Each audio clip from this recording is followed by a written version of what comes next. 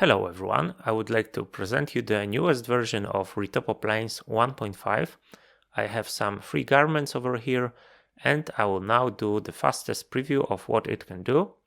So if we set it up over here and if we pick the flattened version of our cloth with the cloth pattern, now we have this new section that is Planes Assist, and if we pick Initialize Planes, you can see how we can kick off the retopology.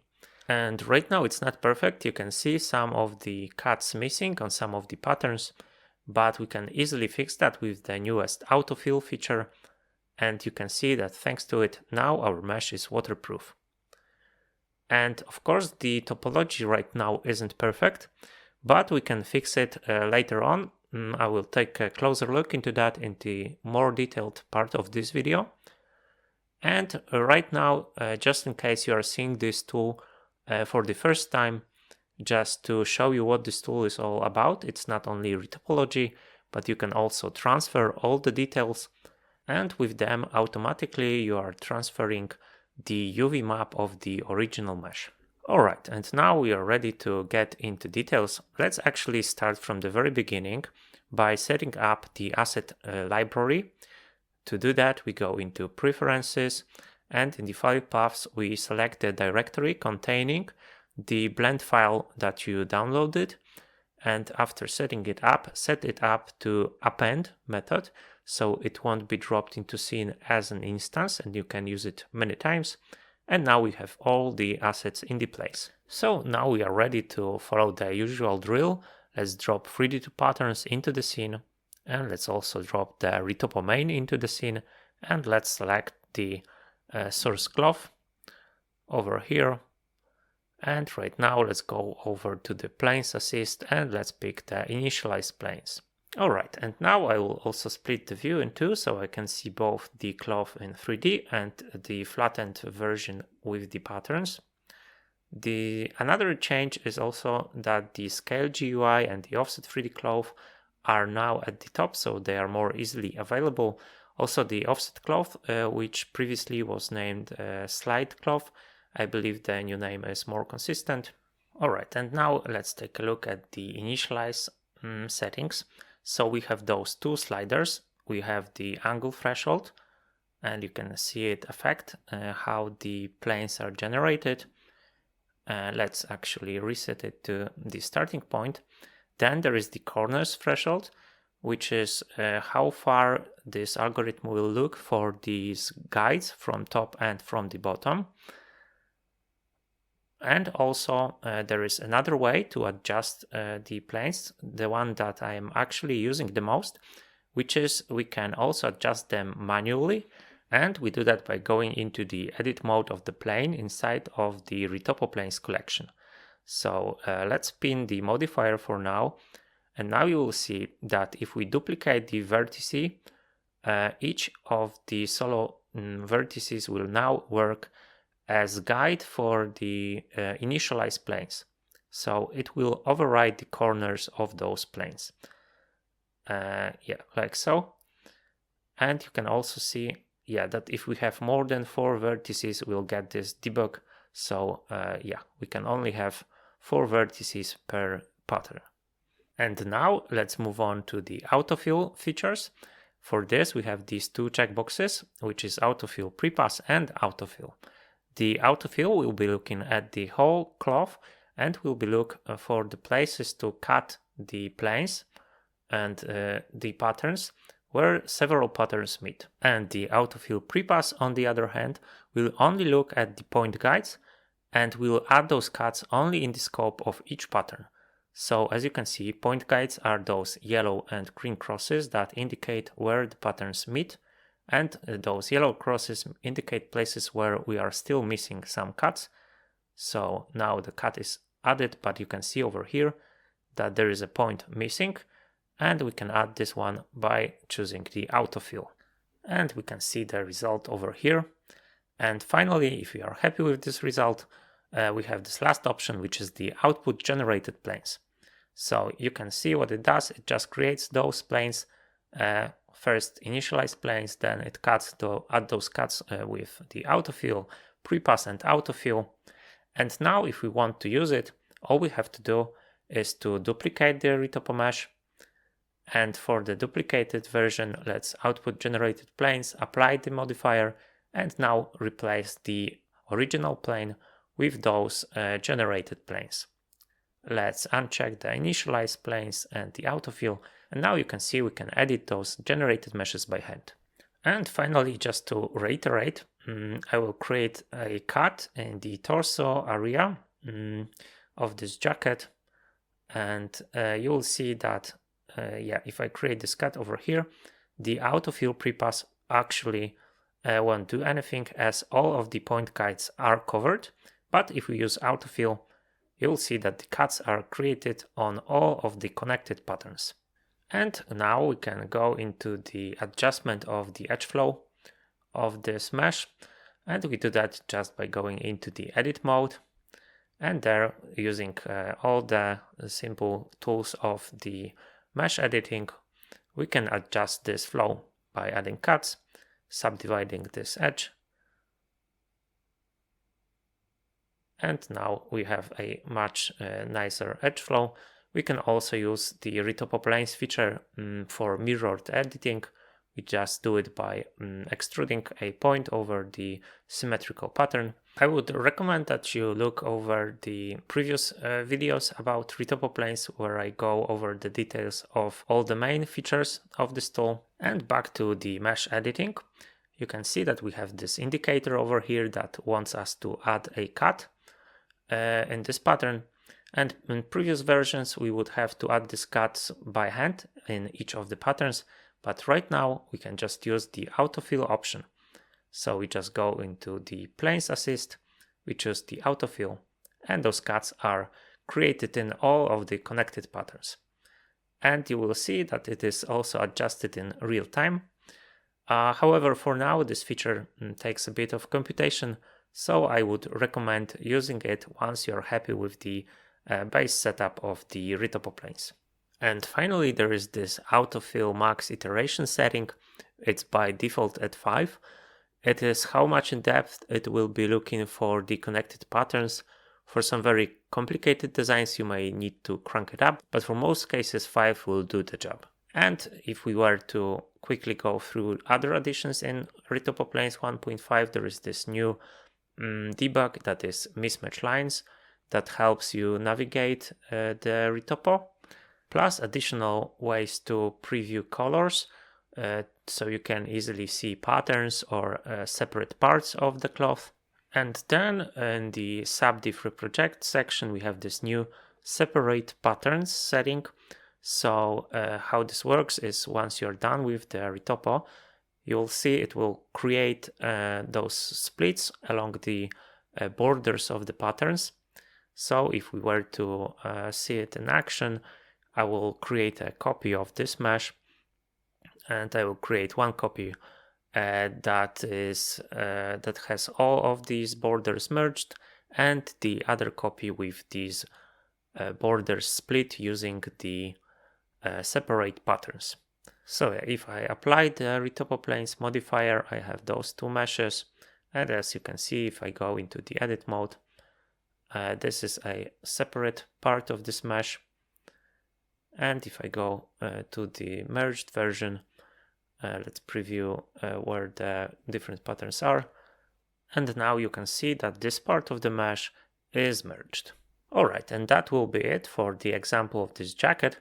That was actually the best case scenario where we can do everything with just a few clicks, but with a more complicated design, it will actually take more precision. So I will show you also some other cases like this summer dress, and later on I will show you some of the limitations of this tool with this dress. So now let's start with those trousers. This will be a good occasion also to show you Retopo Inspector, a new GeoNode asset over here. Remember that the source garment should have the rotation and scale applied. So we hit Ctrl-I and rotation, apply rotation and scale. And now we have this red line over here that indicates that there are more than two faces connected to an edge. This is similar case if we were to extrude this edge over here. So that could confuse Retopo Planes, so we want to avoid that, and for this we have this fix button over here. After you apply this modifier, you can also adjust it manually later on, but for now it is fixed. And now what we want to do is to separate buttons, or a zipper in this case, from the rest of the mesh. So it is important to do that before applying the inspector. So now we can still use the original materials, and I will just select the material of the fabric, or the other way around. And yeah, we delete those meshes as they also would confuse Retopo Planes. We could also actually separate them, but for now that's good. And yeah, we have the source garment ready. Let's apply the 3D patterns to it.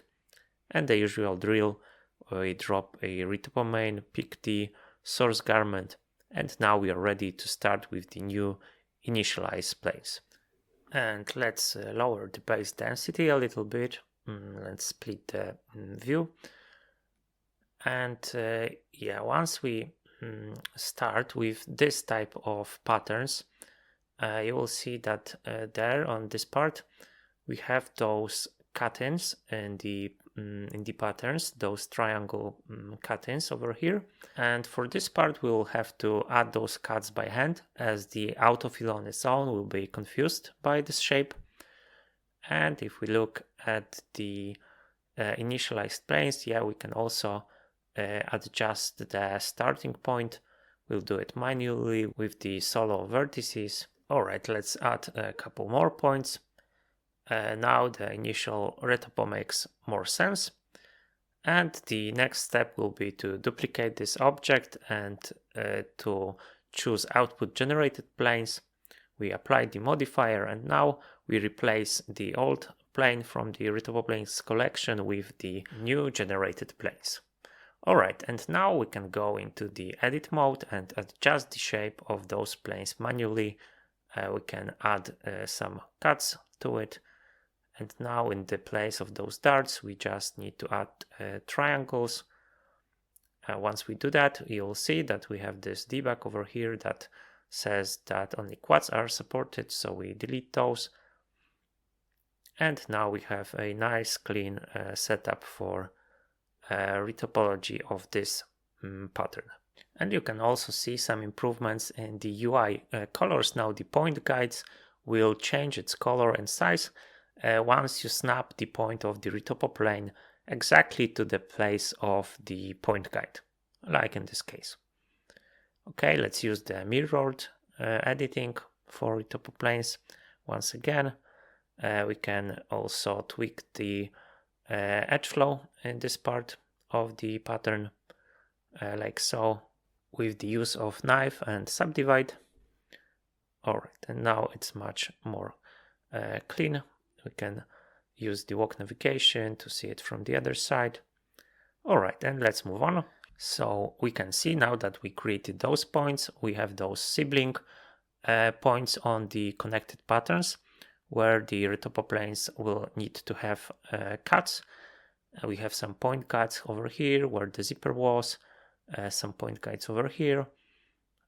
So yeah, let's check at this stage how the autofill will behave. So we choose the autofill pre-pass at first, and you can see this this feature takes care of all the point guides for us at each pattern, so we don't have to do it manually.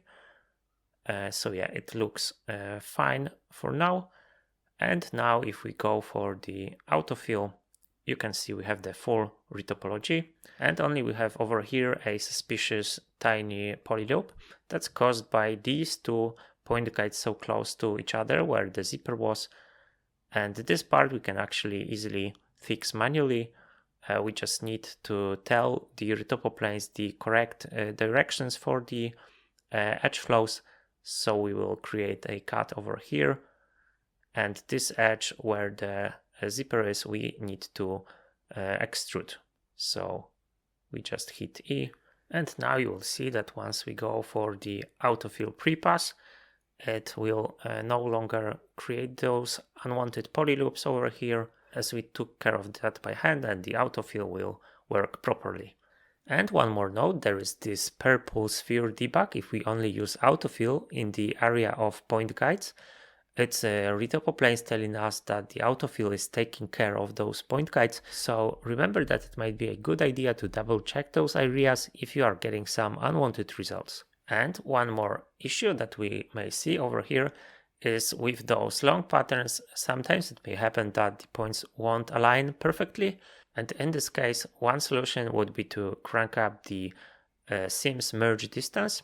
So if we set it up to 0.005, you can already see the improvement, but actually the best solution would be just to add a couple more adds to this part of Retopo plane.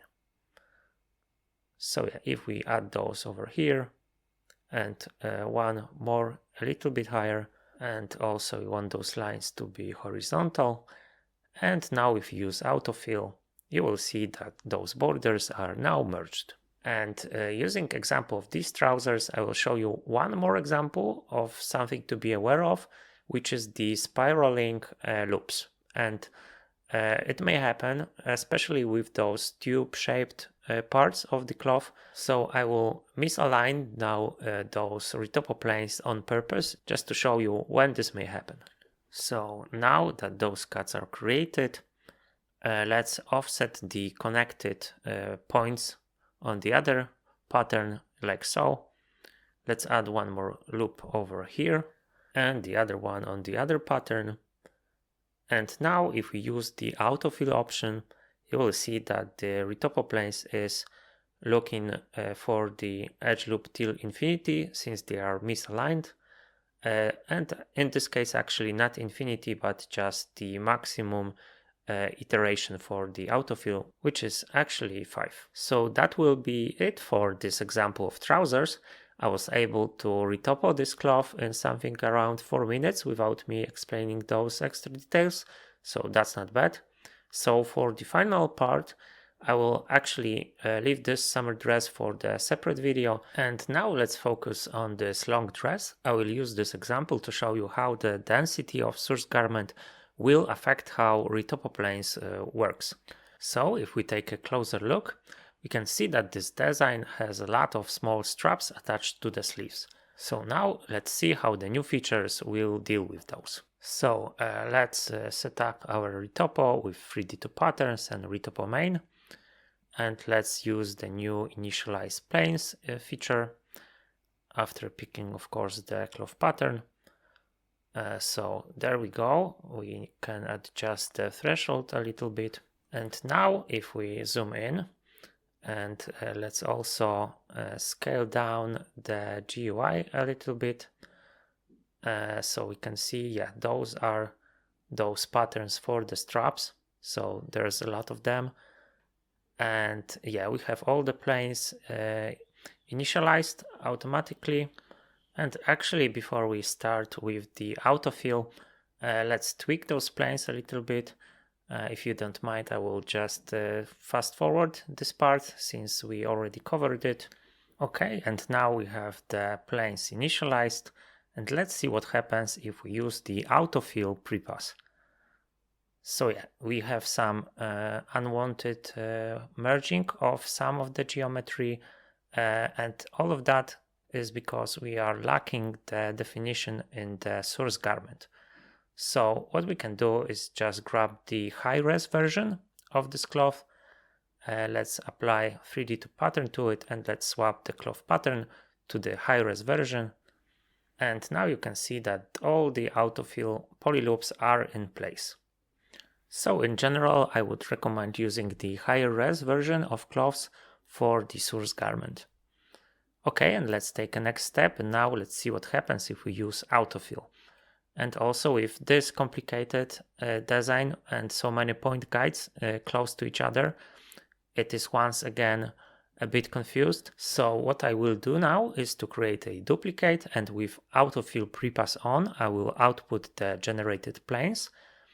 And now I will replace the original plane from the Retopo Planes collection with the generated ones. And also let's uncheck the Initialize Planes, we no longer need it.